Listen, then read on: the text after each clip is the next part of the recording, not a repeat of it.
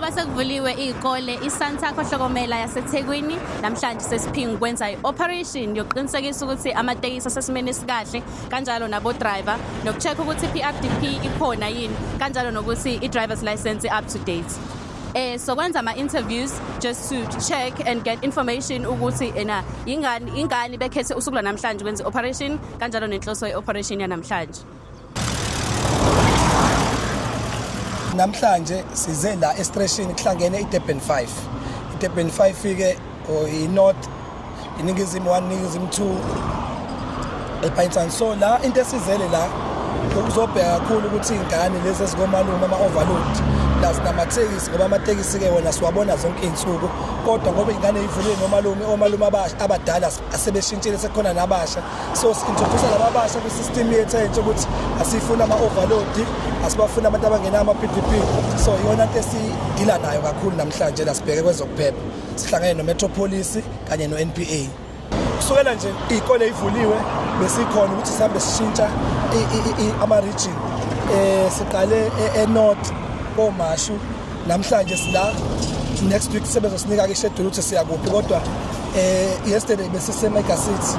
So siyaqhubeka kanjalo nje zonke iy'khala lezi ey'thanda ukuba busy check onke ama-department. La into esithanda kuyona khona ley'ngane ey'funda eMandiyeni naMandiya aqhamuka ngala koSiphingo Hills bani. So le iyona center enkulu uma ungabe uvale la ila uthola khona yonke inkinga la isuke ikhona. Okay, njengoba sisuke si-check imoto kusuke kukhona abanye abashuthayo. Njengoba kukhona abashuthayo kusuke kukhona Durban Metro. Ngicabanga ukuthi mengabhekisa ikhamera yakho ngala uzobona Durban Metro ne-NPA.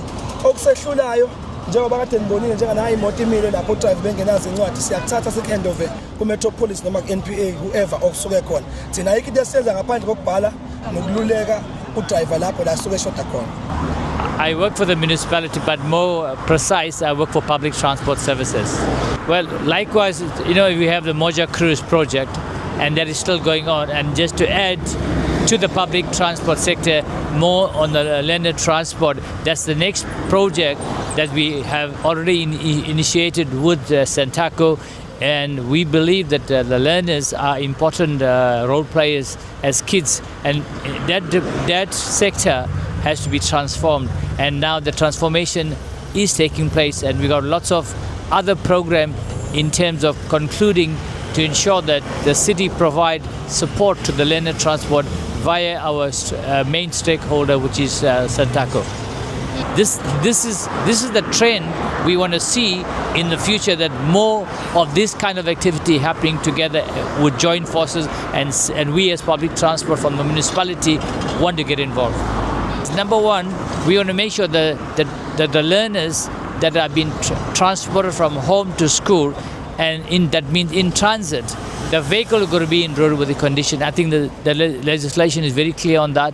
The driver has to be in good wellness condition, meaning he has to dress appropriately, his behavior going to be right, and he needs to know the core function. Why is he driving that learner vehicle, and what is his function to transit the kids from home to school and school back to home in a safe manner, that everyone is happy with the services that these operators provide. Njengoba sesibonile operation iyaqhubeka, ihlokomela iyaqhubeka iqinisekisa ukuphepha kwabafundi emgaqweni kanjalo nokuqinisekisa ukuthi imoto ezilayisha abagibeli zisesimweni esikahle. Esiqinisekisile ukuthi abashayeli benza amaphutha okufaka amabhakede ezimotweni ukuze belayishe abanye abagibeli ogcina sekwenza i-overload. Kanjalo baphinde bekhohle ama-driver's license, bephinde beqhubeke bedrive emgaqweni bengayiphethe incwadi ezisemthethweni. Reporting live from Isipingo from News Live SA and VM Radio. Igama lami ngu-Anele Zuma.